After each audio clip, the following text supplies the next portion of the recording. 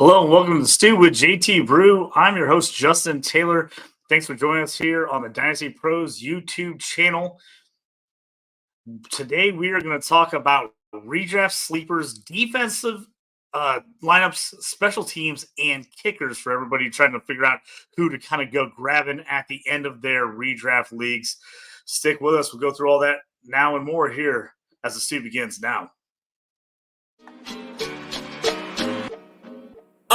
You up on trades and why you move? You ain't designed to lose. Find you jumping over seemingly nothing, racking up points. Makes the game a little more fun to watch. Can drop release. We started with the mock draft and now we making a mockery of the leaderboard. Quite obviously not a scrub. So started institute, make evaluations like a commissioner do. It's to the point your wife make you watch in a different room. Update your roster and pick and choose when you get some news. Not much that we enjoy more than sipping brew, sifting through new statistics to make it to our end zones through different routes. Universities, institutes, down to homies who click in groups. I introduce you to the Stew with JT Brew.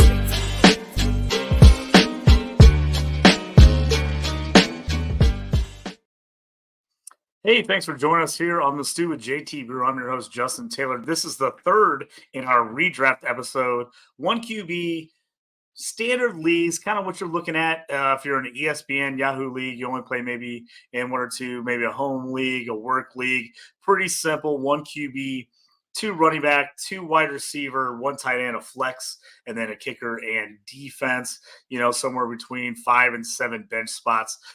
Make sure to go back and check out episodes 1 and 2. We went 1 through 5 and we did a mock draft. And then we went back and did second episode, we went 5 through 12 of kind of where we're looking at different builds, mock drafts I did with Sam and Steve from Dynasty Pros. So make sure to go back and check those out. And this episode, real quick, just kind of doing it on my own, I'm going to kick off with some sleepers that I think you kind of need to be looking for in your draft. A guy that I'm liking a lot, he's gotten a lot of buzz last year as a rookie, and then he's off people's radars. He's being picked in the 200s in ADP. Alec Pierce, second-year wide receiver out of Cincinnati. Indianapolis Colts. He is their clear-cut number 2 behind Michael Pittman this year, even though they drafted Josh Downs. I like Pittman. Pittman does what Anthony Richardson, rookie QB, likes. Anthony Richardson loves to throw the ball deep, play action. That's where he's the strongest. Alec Pierce has gotten bigger, stronger in the offseason. He is going to go deep. He's going to be that deep threat for them. I like him. He's not going to be a PPR machine, but in leagues where you get yards, touchdowns, big play bonuses, I like Alec Pierce. He's worth a shot as one of your last 3 picks in the draft. He's a guy that I don't think is going to totally bust, but he could have some monster weeks in there. So he's definitely like a late round flyer I like. Another former Colt, Paris Campbell, now has moved on to the New York Giants. That's kind of a crazy mess there in New York.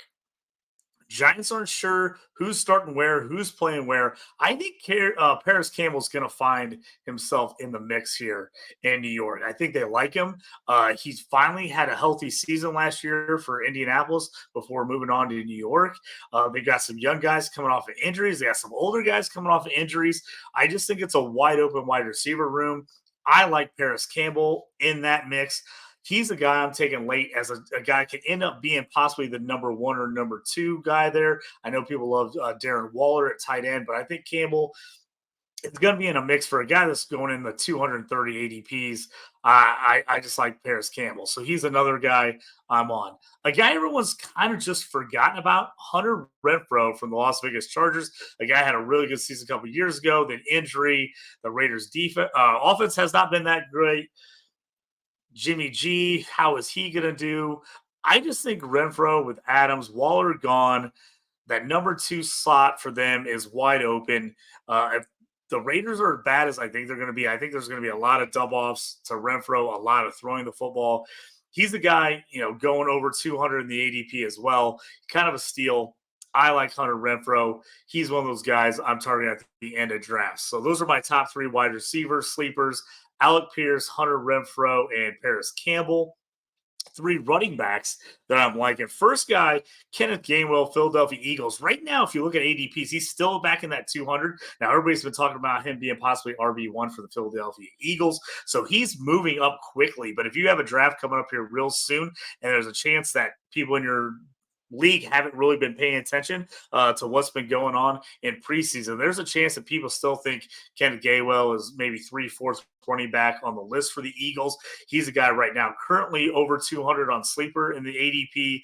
He's a guy you can go out and steal in the middle rounds, and you're not sure what his usage is going to be, but it's worth a shot at that late in the round or that late in your draft. So I love him. Another guy, Evan Hall. I've got the JT jersey on for the Colts. Not sure what's going to happen with him this year. Everything around there is crazy. If he doesn't play or gets traded, and the Colts end up being real bad this year, there's a chance they're playing from behind a ton. And Evan Hull could be that third down back that catches a ton of balls for this Colts team. I like him. He's in the 250 ADP. He's a guy I'm taking a shot on. If I have JT early in first or second round, I'm definitely taking Evan Hull later. But even if you don't have JT, I think Hull's a guy that could end up having some value in PPR leagues at the end of your draft. Another guy I like is Chuba Hubbard. Kind of forgot about him. Miles Sanders getting signed to the Carolina Panthers. He's their number one. But I think they want to use Hubbard a little more than people realize. Any injury that's to Sanders, I think Hubbard immediately becomes the number one back there for Carolina. He's a guy going in the 200s and ADP as well. So he's another guy I'm kind of targeting at the end of drafts. Now, if you're just that one tight end league, a lot of times you don't necessarily need a backup tight end, or if you're looking to wait on tight end and take one really, really late, which I think is also a fine strategy in a redraft 1 QB, no tight end premium league. A couple of guys I'm kind of looking at. Mike Gesicki and Hunter Henry, both for the Patriots. Now, I'm not sure which guy's going to end up hitting out of these two guys, but the offensive play calling, I think, is going to be a lot better. Right now, Juju Smith-Schuster, he's a new guy. He's probably the number one playing the slot for them. There is nobody kind of taking over this number one wide receiver role just yet. I think they're going to try to get Gesicki and Henry involved. They definitely are going to have touchdown upside. Both those guys are going in the mid 200s. I like both of them. I would take a chance on either one, seeing if either of them could hit. And again, if we're taking them late and you need to drop them and pick up someone else, not a big deal. The other guy I like, Hayden Hurst, the former number one pick by the Baltimore Ravens, was in Cincy last year. Now he's in Carolina. Bryce Young, the rookie quarterback, is going to need a security blanket, somebody to dump it off to. Hurst just seems like that guy. The wide receiver core is below average. No one knows who's going to step up in that group. Hurst is the guy that I probably want to get kind of in that 220 range. Those are the big guys I'm liking right now as far as sleepers. Now, if you're looking for defense, leagues that play straight defense, you kind of want to look at matchups. You want to look at talent. Definitely look at the scoring in your league. Is it points against? Is it yards against? Is it premiums for sacks and turnovers? Those things obviously make a big difference. If you're in a league that doesn't count anything against you for giving up yards or a bunch of points, look at defense that get turnovers. Look at defenses that are going to be in a lot of close games because they're going to get opportunities to rush the quarterback and do some more things like that. Most people's top defense is between the San Francisco 49ers and the Philadelphia Eagles. I like both those defenses, a ton of talent. If you have a league that gets a lot of points for sacks, those are the teams. Both those teams get after the QB. So those guys are definitely ones you want to look at early. Little bit later, if you want to hold off for a little bit, some teams I'm really liking. People keep forgetting about the New England Patriots, but they just never go away. That defense gets turnovers, gets takeaways, and they're going to try to play in some low-scoring games. They do not want to be in high-scoring games. So if you're looking at a league that has, points against, yards against, they're going to be a team that's most likely going to be in some lower-scoring affairs. I like them. New England Patriots are a team I like. And I know it's a shocker for people that know me either, but the Pittsburgh Steelers, they're ready to roll. This Pittsburgh team with a healthy TJ Watt is just a totally different team. They re-signed Alex Highsmith.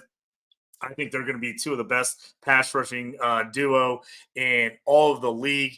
Their schedule outside the the division, which is very difficult, but is also tends to be low scoring games. They've got a lot of winnable games in the schedule. And I think this defense is going to be better than they have been in the past. I don't think they're going to give up a ton of points. So the Steelers are definitely a team that I've got my eye on as a team that can do something. And two sneaky picks, I think, for me are the Green Bay Packers and the New Orleans Saints. I think the Saints play in a bad division. I think they have a pretty strong defense. I think there's a chance that when all's said and done, they're in a lot of close games, and I just like what they're doing. I think there's a chance that the Saints end up, especially in leagues that reward lower yardage, lower point totals.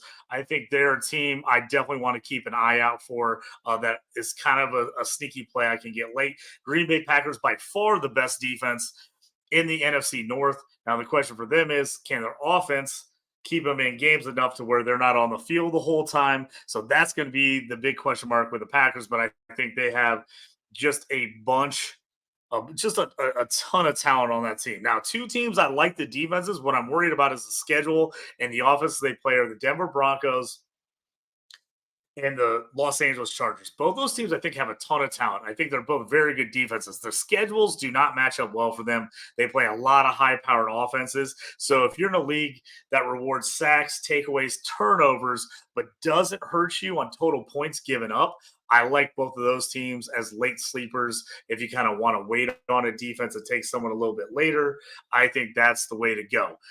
Those are teams I like. Always hit me up. Any questions you have, feel free to answer them. You can find me at JT Orange on X, the former Twitter site. Also, you can find content for me, all my shows on the Dynasty Pros Network. Love that channel. Get on there. Check out everything they have, all the rankings on the website. If you're into IDP, always take a look at me at DLF. I'm on there, IDP ranker, all kinds of IDP questions, those types of things. So thanks for checking me out on this shortened version of the Stew with JT Brew. Thanks for joining us. Go ahead and check out the first two episodes where we do a mock draft of one QB redraft league, rounds 1 through 5, and then 6 through 12. So go ahead and check those out. Thanks for joining me. I'm your host, JT. You up on trades and why you move. You ain't designed to lose. Find you jumping over seemingly nothing, racking up points, makes the game a little more fun to watch.